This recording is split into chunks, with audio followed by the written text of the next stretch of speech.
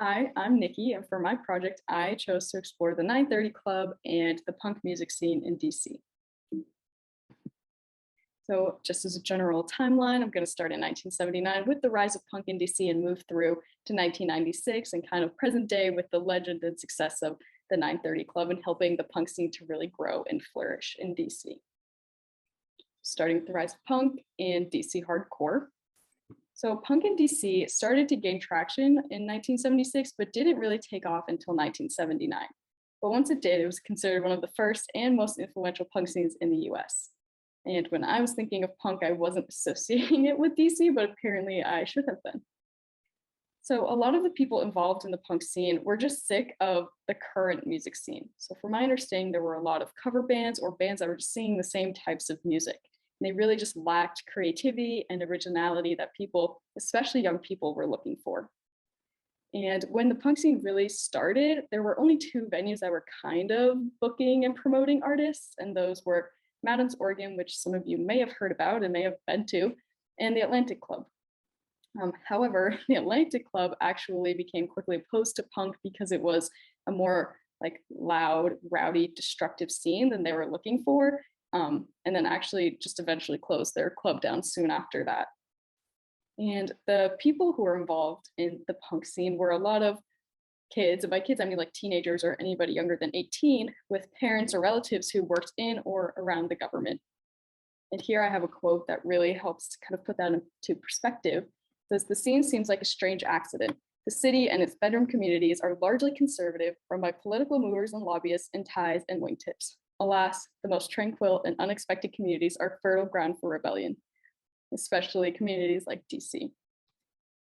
So what was punk in DC and who were these kids who were rebelling against the Capitol? So from a lot of the research that I've done, people claim that the punk scene in DC had a lot of combined elements from art rock, surf, proto-punk, pub rock, and power punk, which is kind of a lot. But when it all combined, it really had to embrace the eccentricity and the humor behind what made DC punk. And a quote from someone who was involved with the punk scene at the time said, "The DC scene was often singing about how you can change things, you do have power, you can do things better. It took a different point of view," in reference to the other punk scenes that were starting around this time in like New York, for example. And the people who were participating in this punk scene were a lot of local bands. And the DC punk scene actually gave rise to some of not only the greatest local bands of that era, but some bands who actually made it pretty big in the entire country. And some of these that are really popular that you might have heard of include Minor Threat, The Urban Verbs, Fugazi, Government Issue, and Bad Brains, although this list is not extensive. There were a lot of local punk bands in DC at this time. And like I said before, a lot of these people were teenagers. They were younger than 18, and sometimes the entire band was younger than 18, which posed a problem because a lot of the clubs and the venues at the time were age restricted and only allowed 18 plus bands and members in. And here's another quote describing just the punk scene in DC. It says, "I love the way many of the bands were pushing the envelope and trying to be outrageous. As outrageous as one could be was a way of saying no to the limousines and fur coats and diamonds that were suddenly seen on the streets near the White House with Reagan in office." And I think that is very important in understanding this style of rebellion. And thus was born the 930 Club. So the 930 Club opened its doors in 1980, right after the punk boom, at 930 F Street, which it ended up being named after. And it was opened by Dottie DeSanto and her husband, John Bowers. And Dottie was a big supporter of this like artistic, unique, eccentric scene. And they actually opened their club in the space that the Atlantic Club used to be in. However, their main goal was to really promote these punk artists. It was a very small room, very small venue that only fit around 199 patrons. So it was small, but it was enough that they needed to get things going. But like many of the other clubs in the area, it began as an age restricted 18 plus clubs, which left out a lot of the people involved in the punk scene, a lot of those younger teenagers who were itching for rebellion and for a change. So here's just an inside look at the club. So although it was small, a lot of people say that the original location of the 930 Club was what made it so iconic. And this includes how it was smelly, rat infested, loud, and there were even large columns, which you can see in these pictures, that were positioned in front of the stage. So it wasn't a very good concert venue, but it had a ton of character that a lot of people still cherish today. And another really interesting feature is that there were no seats, so it was a standing room only. And this was an intentional design to keep patrons dancing and edgy. And in an article that I was reading about this, someone who worked at the 930 Club was quoted and said, "That's part of the appeal and also why a lot of people stay away. Washington being a comfortable kind of city," as we saw in the last quote about just the Reagan White House at the time.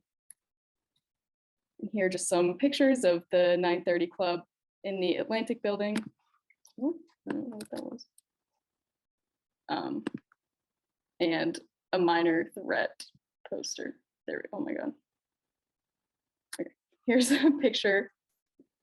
Here's a picture of the original 930 Club in the Atlantic Building, very small, very easy to miss. And an original, like early on Minor Threat poster, which I thought would just be cool to throw in so we could kind of see what this era was looking like and what the posters were and how people were promoting their music. And the 930 Club was very focused on promoting local artists. That was the goal of their club. And some of the artists I've already named are here, but by booking these artists, it really kept 930 ahead of the curve because a lot of other venues were turning away these smaller artists because they didn't think that they would bring them enough like patrons and they wouldn't be big enough. And those are exactly the bands that 930 wanted because they wanted them small and promising. And then they started to get really big either within the community or just the entire country. And they represented a wide variety of music styles. Of course, the main one being punk or even hardcore, but they also featured a lot of go-go artists and funk artists, or even hip hop and rap at the time. So that's to start to really build the appeal of 930, is that it drew in a crowd of a bunch of different people who were appreciating all these different kinds of music, which was really important in just growing the overall music scene in DC at the time, not just the punk music scene. And while their decisions to book more local artists that they thought were promising was very important in keeping them ahead of the curve, what really put 930 on the map was their decision to transition to an all ages club and their decision to hire Seth Hurwitz as the sole promoter for 930. So quickly after their opening, 930 did realize that it was best to transition to an all ages club, which was very unique at the time. Not a lot of clubs were doing this, but they figured like, this is how we promote the punk scene. Everyone in this scene is so young and so edgy. We need to like get them in here. And that's exactly what they did. So not only were underage bands allowed to play, but also their patrons were allowed in to support them. And Seth Hurwitz became the co-owner and promoter of the 930 Club in 1983. And he already owned Ontario Theatre in Adams Morgan, which maybe some people have heard of. And he also founded IMP, which now owns Anthem and some other venues that you may have heard of. And I found an interview with some members of the original 930 Club, and someone was quoted saying, "Seth embraced a lot of different genres of music because he loved music. His love and passion for music was built into the 930 Club that exists today." So his style of promoting was what really helped the club flourish because he was the one who really booked those artists that kept them ahead of the curve. And not only that, but he did also start to book bigger artists from along the East Coast that were attracting larger crowds and really bringing attention to 930. And this led to him purchasing the 930 Club. So they switched ownership and IMP bought the 930 Club in 1986, just due mainly to a slight lull in the scene at the time that caused financial issues, but then an alternative rock boom hit shortly after that and kind of made the club active again. And after they switched ownership, IMP really took advantage of booking those bigger punk acts from along the East Coast that sold out tickets almost every night. And a lot of these bigger acts did become some of the local artists that we saw before. So like Minor Threat, Fugazi, they became huge because of the promotion that they got from the 930 Club. And these became the bigger shows that people were seeing. And part of this was about Seth Hurwitz's the importance that he put on maintaining the club image. So he was booking these bigger artists, but he wanted to make sure that they fit the punk reputation that the club was supposed to have. He didn't want to book artists that were just mainstream at the time and could easily get people in, because that wasn't the point. So he was booking a lot of lesser known bands that eventually did become big. And Some of these, which I'm sure you've heard of, include like Fugazi, REM, Nirvana, the Red Hot Chili Peppers, Smashing Pumpkins, and so many more. So he was very influential in not only growing the DC punk scene, but also just promoting the punk and alternative rock scene in general. And because of this, 930 became what people consider the nucleus of the DC music community and an institution that's widely recognized as the gold standard of rock clubs.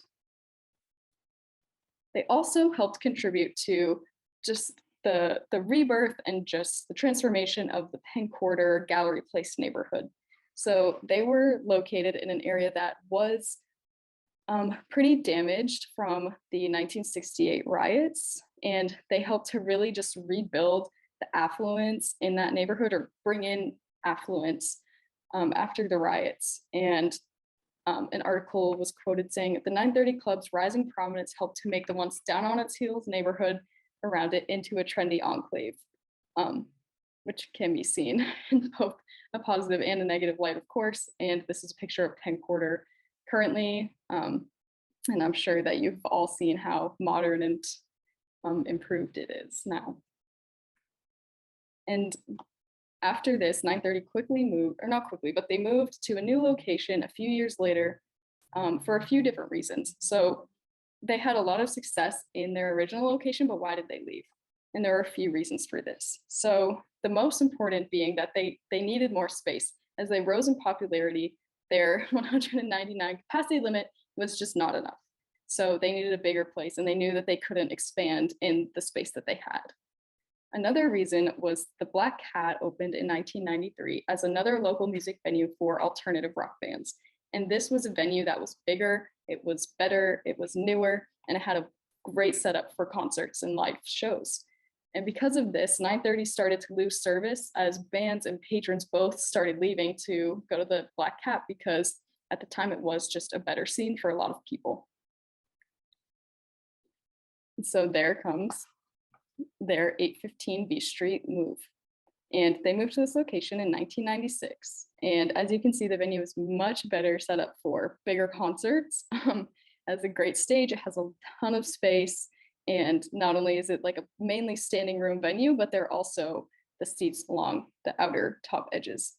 Despite looking like not much from the outside, it is clearly a very great venue on the inside. And of course, it's located in the very popular and very busy U Street corridor.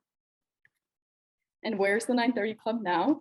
So they do still operate at their 815 V Street location today. And some of you might have even been there. They are booking a lot of really big artists. I'm trying to think of someone who's there recently. With like, they hold a ton of concerts. It's worth checking out. And it, in general, it still does maintain the same rock punk, alternative rock reputation that they had in the beginning. So IMP doesn't promote a lot of the mainstream artists that people will see just because that's what's trending right now. They want to keep the artists who have the talent and who have the originality. And an example of an artist who wanted to play there that they turned down was actually Demi Lovato, and her agents were really pressing her to be able to play at 930, and they just kept turning her down because she wasn't cool enough, according to the article. Sorry if I'm offending anybody there.